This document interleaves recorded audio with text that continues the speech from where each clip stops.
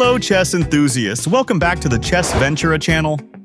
In today's video, I'll be discussing a very fascinating chess game played between Mikhail Tal and Andrich Mitrovic. This game took place in 1962. Alright, let's dive straight into the game. Here, Mikhail Tal plays as white, while Andrich Mitrovic commands the black pieces. The game starts with pawn to d4, followed by knight to c6. Then white plays knight to f3, and black responds with pawn to d6. White continues with pawn to e4, and black replies by jumping the knight to f6. To protect the pawn, white develops the bishop to d3. And black makes an aggressive move with bishop to g4, attacking. Yes, this bishop pins the knight to the queen, which makes the d4 pawn weak, doesn't it? That's why Tal then plays bishop to e3 to support the pawn. In this position, knight to b4 is a common move often played, but Mitrovic instead chooses pawn to g6. Clearly, his plan is to place the bishop on g7 and follow up with short castling in the next moves. However, Tal advances the pawn to d5, attacking the knight. Mitrovic seizes this opportunity to move the knight to e5, attacking the pinned knight twice. In this position, moves like knight to d2, bishop to e2, or bishop to b5 with check could have been played. However, in a unique twist, Tal chooses to sacrifice his queen by capturing the knight. The question is, was this move good? I'd say it's 50-50. As expected, Mitrovic then captures the queen. Now, the position becomes incredibly exciting. As white plays bishop to b5 with check. Black blocks with pawn to c6, but this pawn can still be captured. Alright, let me analyze this position. I must emphasize that the white knight on e5 is extremely dangerous. So I think capturing the knight with the pawn is an excellent move.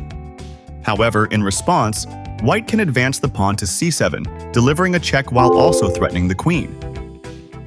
If black blocks with the knight and white captures the queen with the pawn, followed by the rook capturing the promoted pawn, the white king can then capture the bishop.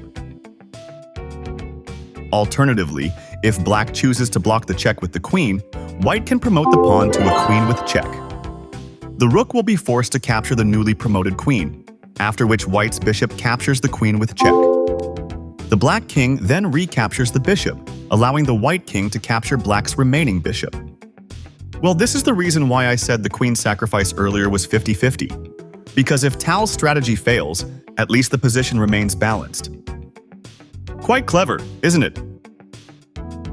Alright, let's return to the game. At this point, Mitrovic is up by one queen, so it's very logical for Mitrovic's next move to be queen to a5 check. This move is quite natural for a human with limited calculation, but from a computer's perspective, queen to a5 is not such a great move. Here, the queen cannot capture the bishop because this white bishop is the key piece for the attack. Therefore, Tal plays knight to c3, blocking the check while also protecting the bishop. Mitrovic then plays pawn to a6. I see this as a very complicated position for white. For example, if the pawn captures the pawn with check, the bishop will be captured by the pawn. Or, if the bishop retreats to a4, then the queen will capture the knight, which is also a key piece in the attack. But here, Tal uses a little trick with pawn to b4. The queen cannot capture the pawn because if the queen takes the pawn, white will capture the pawn with the pawn, delivering a check by the bishop. The queen either moves or the bishop is captured, and then white's pawn takes the rook, promotes, and delivers checkmate. So the key idea is that the queen must either guard or align with the rook. To do so, the queen moves to a3, threatening the knight. Then white captures the pawn with check, followed by capturing the bishop with the pawn. After that, the knight takes the pawn, simultaneously creating a double attack. The next move is for the queen to capture the pawn with check.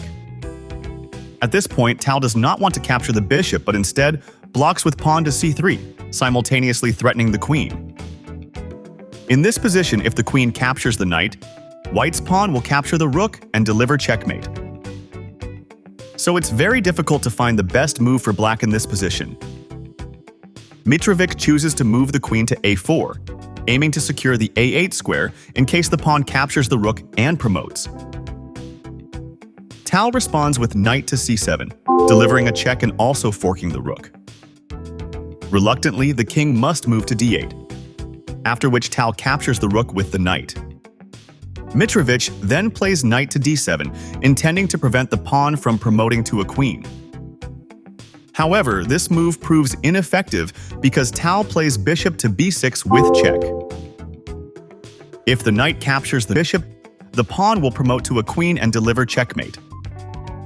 The king chooses to move to e8. Tal then plays knight to e7 with check, forcing the king back to d8. Finally, the game ends with knight to f7, checkmate. Wow, that was brutal, wasn't it? Black's defense was completely overrun by Tal's two knights. And clearly, this is a very beautiful final position. Just look at it. The bishop that captured the queen earlier is proof of how fast and powerful Tal's attack was. This bishop hasn't been captured or saved yet, but black is already in checkmate. Yes, this is a truly amazing game. But I also want to mention that this game wasn't an official chess match under FIDE or the USSR, so it's just a regular chess game. But whatever the case, I'll focus only on the game itself, because no matter who played it, I don't really care. What's important is that we can all take inspiration and lessons from it. Alright, that's all for this video. I hope you enjoyed it and found it useful. If you liked this kind of video, don't forget to click like and subscribe. And if you have any feedback, suggestions, or critiques, feel free to share them in the comments. Thank you for watching, and I'll see you in the next video.